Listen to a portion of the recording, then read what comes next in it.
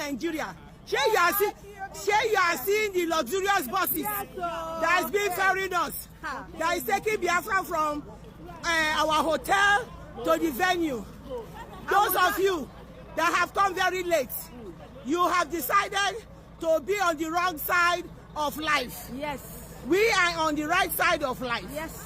And we have made history today. And what is the history? We have declared the restoration of Biafra. Now we are called the United States of Biafra. Prime Minister Simon Ekpa, whom they accuse of something, they are holding him for something, is our leader. And we are here doing exactly the same thing that Simon Ekpa is doing. We are not committing any crime. Yes, yes. Without defending ourselves. You are demonstrating. So when was this demonstration agreed or decided? It was decided by Biafrans. Yes, and we are when? I mean, anytime we have been discussing that, but that is a part of what we Biafrans decided. So we decided we have to do it today. Yeah. We were granted permission to do that by the Finland police because they know we are doing the right thing, and that is why we are here. Yes. Exactly. Let me ask you, what is your name, please? Okay, my name is Dr. Ngozi Orobweze. Your title. COS of Biafra. My name is Dr. Ngozi, Ngozi, and the last name is Orabueze.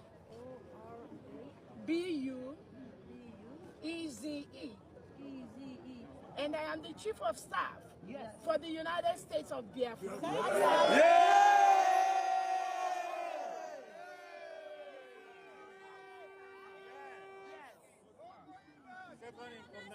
Yes.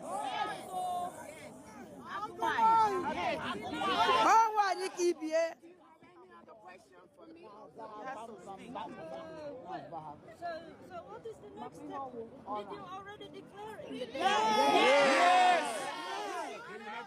We declared our independence on the 29th of November 2024. Yes. Yeah, in Finland. In Latin here, that's how we declare. Yes. Because Finland has been supporting Biafra for a long time. During the 1967 to 1970 war, Finland was part of the government that fed the Biafran children that were killed by the Nigerian government. So we have a very good relationship with Finland. That is why we are here. Finland! God bless Finland! God bless Finland! God bless Finland! God bless Finland! What are the next steps for Biafra now? So the next step for Biafra is the establishment of all the paperwork, all the charters we need to get the final recognition from different parts of the world. Already we have a couple of countries that have officially recognized the United States of Biafra. What are those countries? The Eritrean government in exile, Eritrea, the Ambazonia government, and a couple of congressmen from the United States of America. Yes, they approved the Biafra. Yes, good. And what countries are people from in this demonstration? Where do people come from? Okay, people, everyone, people come from all parts of the world. All continents. I'm from Germany. No. Allow her to speak.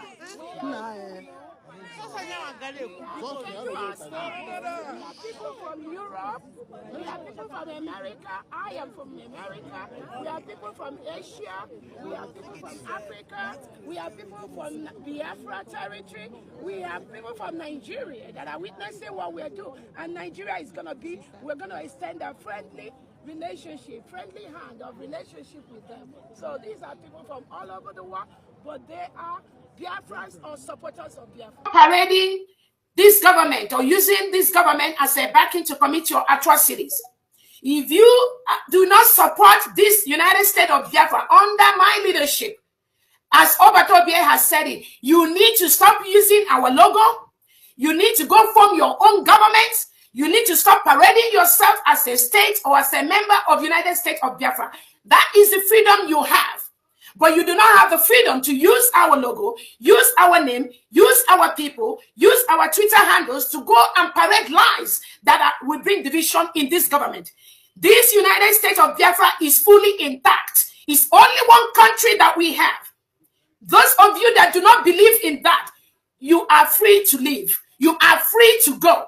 But make sure you're not using anything that is bearing our prime minister's name or anything that our prime minister has established. Be sure you are not using that. That is what I'm telling you.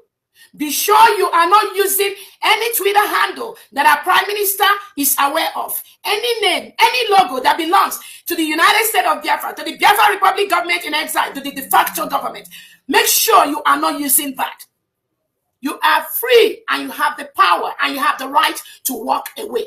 But anywhere we get you using anything that belongs to the United States of Biafra or Briggy or de facto, Biafrans are going to come after you. For our defense, the only authorized arm for the United States of Biafra defense at this time is the Department of Defense headed by our own Solomon Nkwocha and the Deputy Onyami. And then we have the people on ground. We have our angels that are doing the needful, that are working closely with the United States of Biafra defense team. If you know you are a defense team for the United States of Biafra, you must align yourself, with the Biafra Defense Department headed by Solomon Nkwocha. If you're not doing that, then you are on your own.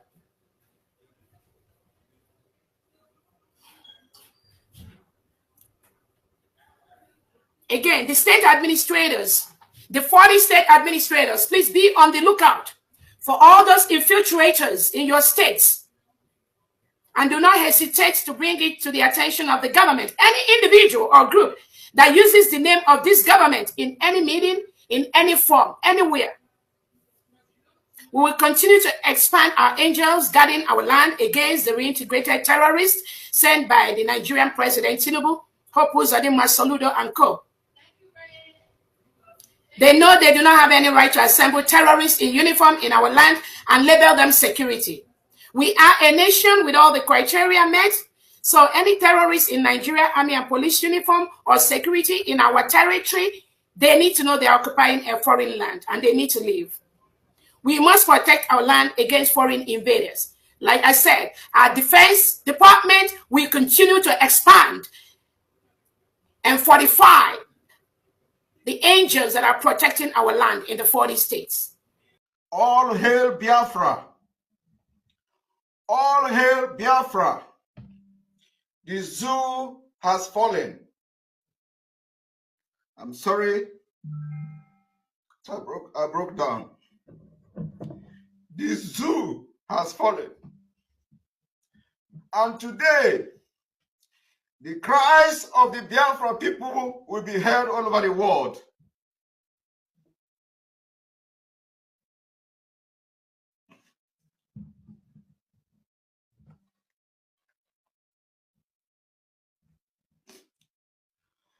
I want Biafra people to understand that your cry will be heard all over the world from this day. And we must maintain our stand. Fellow Biafrans, I hereby mention the 40 states of the United States of Biafra. Aba State, Adoka State, Afema Igodomigodo, Ahoda, Abakip Oro, Alansa, Aludo, Anyama, Branem, Calabar, Ebonyi, Ebube, Edo, Eda, Enugu, Epie, Esan Igodomigodo, Ezani, Iden Igodomigodo, Idun Ibon, Igala State, Ibani State, Ika State, Ikemba State, Ikom State, Ikwimisia State, Itayanan, Iwere State, Iwuroha State, Odumegu State, Obuya State, Ogoja State, Ohabuenyi State, Ohuku State, Okiwe State, Ogunbala State, Olu State, Owerri State, Kwa State, South Atlantic State, Uroba Isoko State. Welcome to the 40th state of the United States of Biafra. The United States of Biafra and the Eritrean government have agreed to the following: recognition and mutual respect. The parties shall recognize each other as legitimate representatives of their respective people. Thank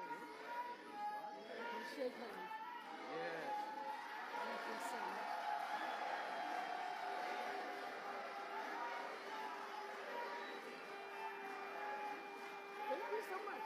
I appreciate it. Okay, yeah, go ahead. You can exchange. I think with this signature, as you can understand, this makes it official between the National Representative Council of Eritrea, which is the government in exile, including that with the Biafra, the Republic Biafran government in exile.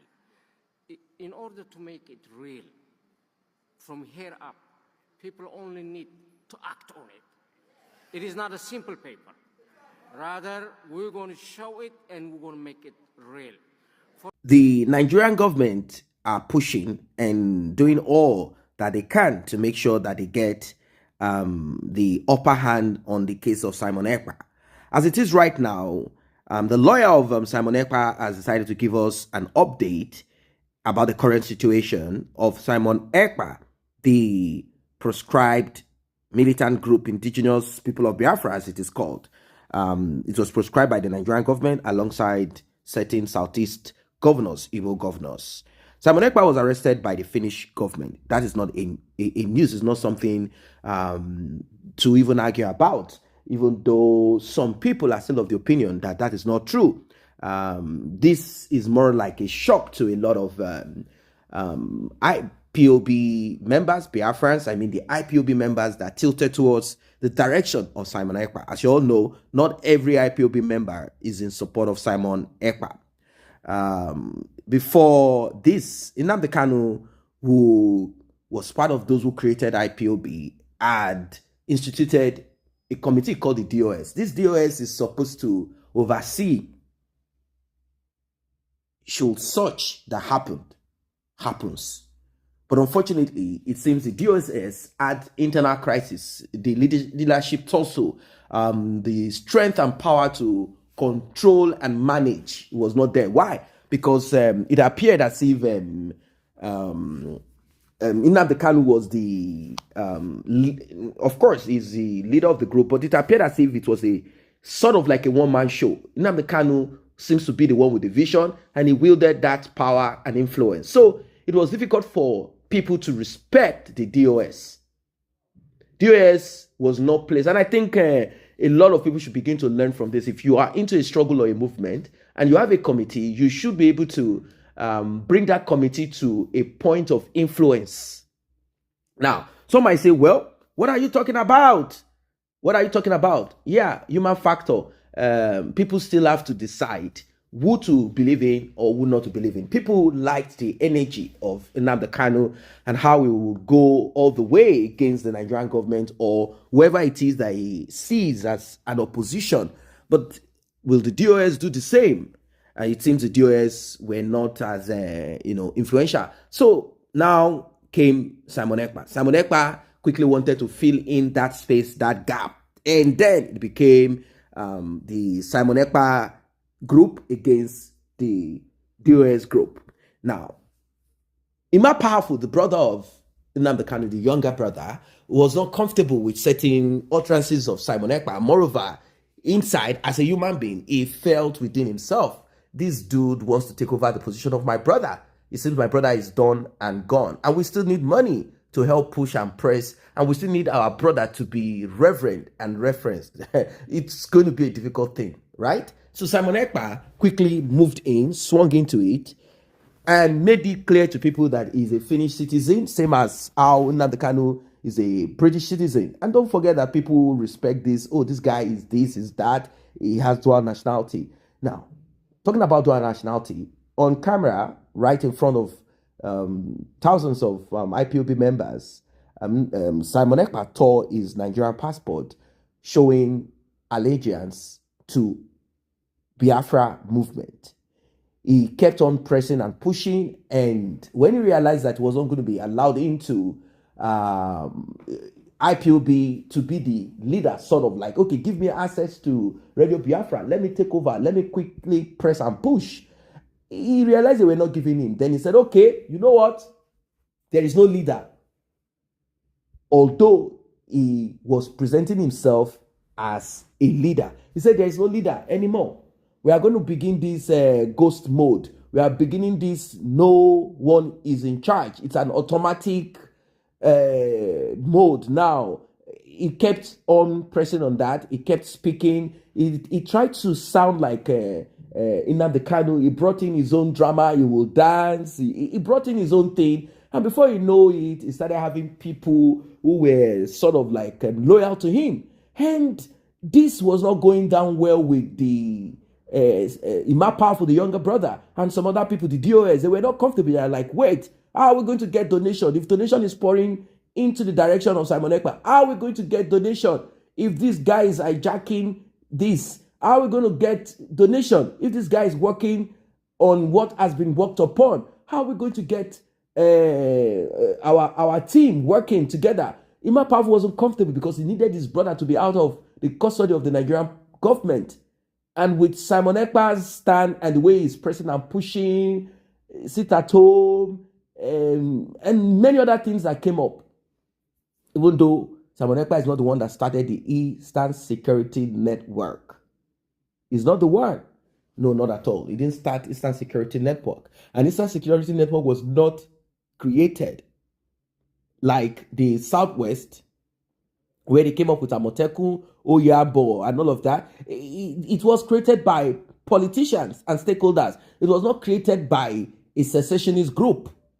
So, for Nnamdi Kanu to have come up with this Eastern Security Network, it became a problem. The Nigerian government said, no, you cannot. We will do this, we will do that. They knew within themselves that if Eastern Security Network is allowed to, in quote, protect, before you know it, they will become a militant group, guerrilla, and all of that. That's their own thought. So the Southeast became a theater of underground battle. If the Southeast governors were the ones that thought about it and said, okay, within Nnamdi Kanu, let's talk behind the scene to have Eastern Security Network or something, maybe it would have flown, maybe it would have made sense. But, you know, the dynamics are not the same. Some governors in the Southeast had come up with their own idea of local policing. Anyway, local policing has always been a debate and a talk for a long time. Security is something that is important. Emancipation, cessation, and all of that is what birthed these things. Simon Ekpa kept on and on. And now Simon Ekpa's lawyer is giving us some update about the condition of Simon Ekpa. Like I said, a lot of Biafrans, Igbos predominantly, let us be clear about it, Igbos were so much in shock when they found out that truly Simon Ekpa was arrested by the Finnish government and terrorism charges are being alleged. They had been kind of looking into foreign countries supporting them, helping them, protecting their interests, joining them, listening to them. They later realized that there is nothing as such. This sort of rattled them up. So it means if I am abroad and I engage in certain activities, the government of that country can even hold me, even if I'm saying I'm seeking for emancipation of my people. It came to them as a shock that there is no friend or support in any foreign country that you are in. Simon Ekpa was grabbed with 4 other people and was thrown into prison. And the intelligence unit of the police in Finland came up with this, saying we had worked alongside other people, other countries or agency to come about this, that Simon Ekpa is sponsoring directly and indirectly terrorism. They even went as far as saying that certain funds, donation as it is called by the IPOB, money coming in and out. They said it's money laundry to finance terrorism. It's these are serious allegation. Don't forget that Simon Ekpa is a Finnish citizen. And Simon Ekpa is not born in Finland, and Simon Ekpa's parents are not Finnish citizens. It becomes complex according to the European Union law. You cannot be stateless, meaning if you are stripped of one. Now, I'm saying this because of the extradition that the Nigerian government is looking at. But before then, let us look at some of the things that are presently in, what the Finnish government are talking about. They said a district court of Paget Ame,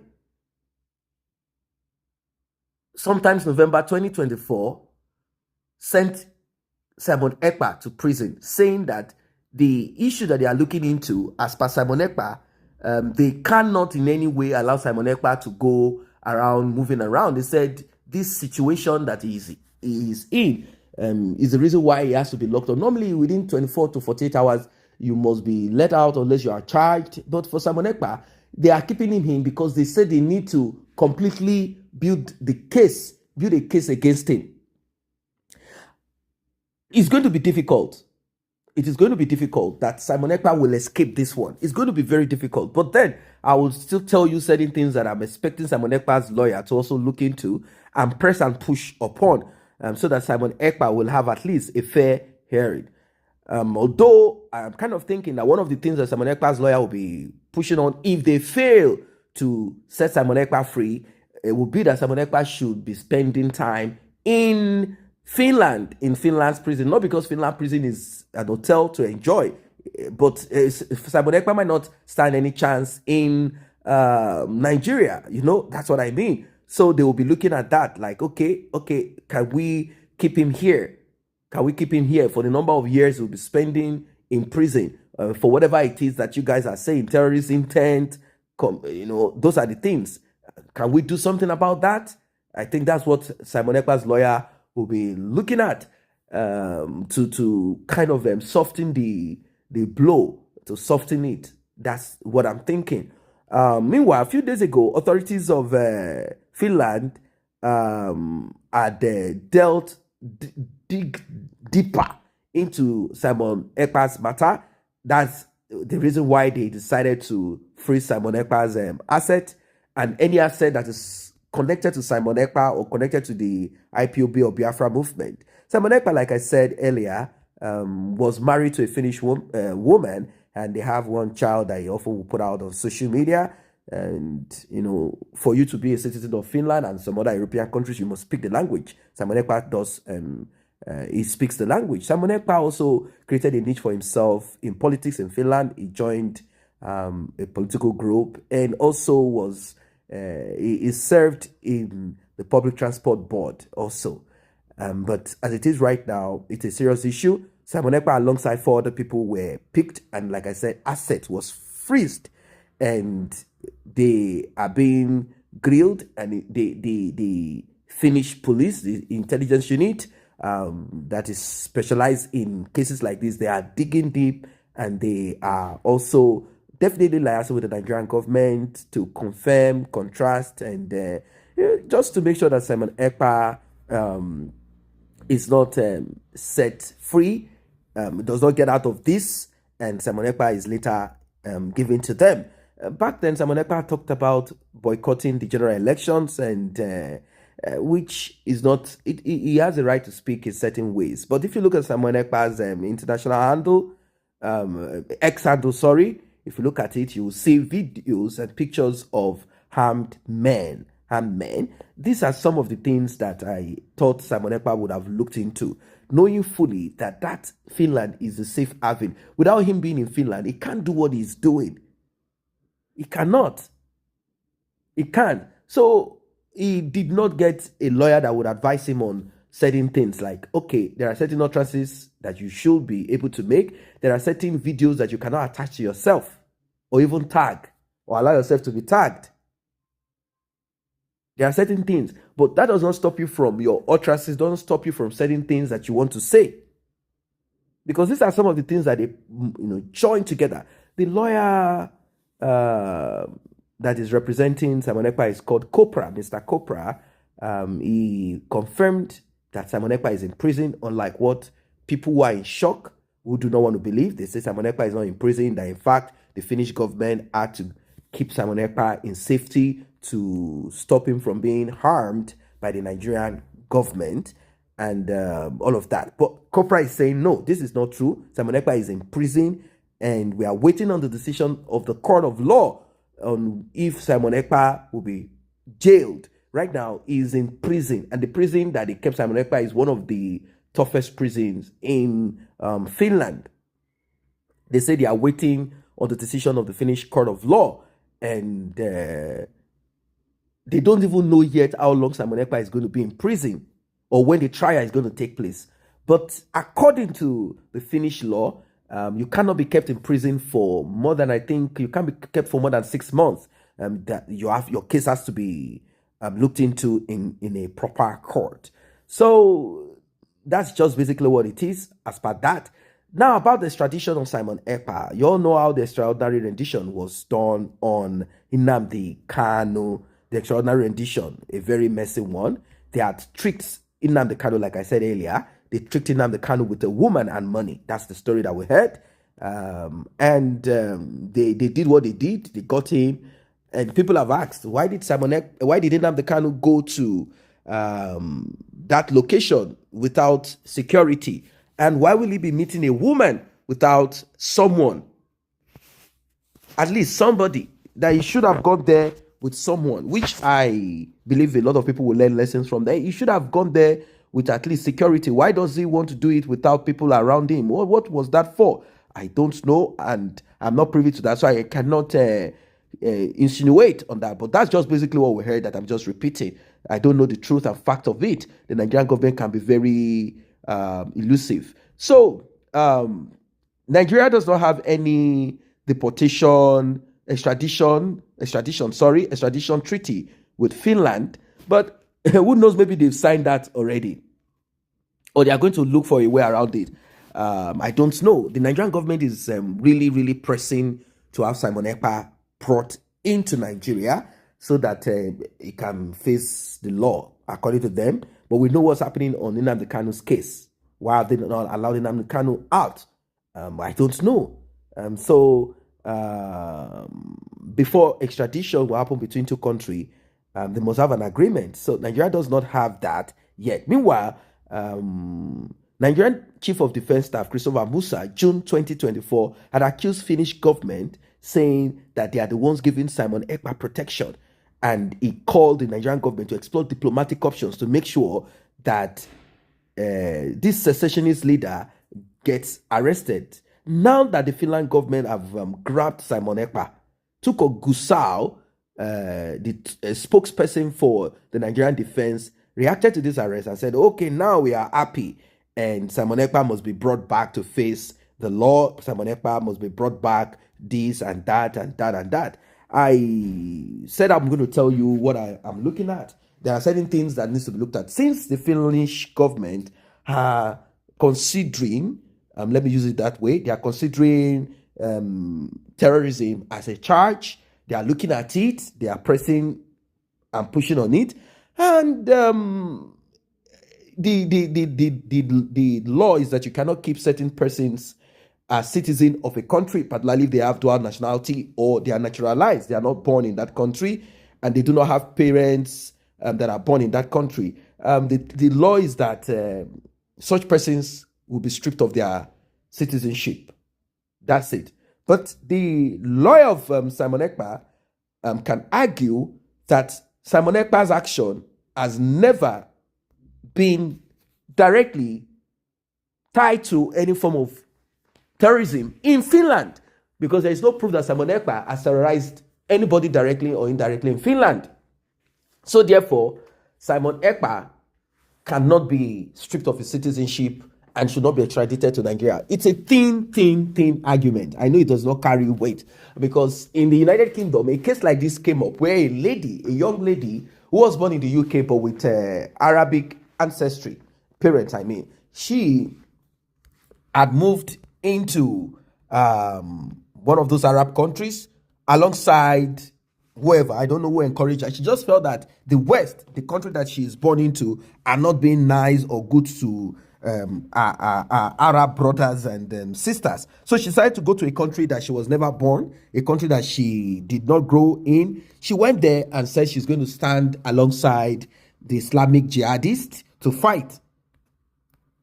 Well, she has been stripped of her citizenship, and the UK refused her entry when she wanted to come back after the Islamic jihadist movement got crushed by the military. So she could not go back. She couldn't go back to the country that she was born into. They said no. She said she did it out of ignorance. They said no, that's not our business.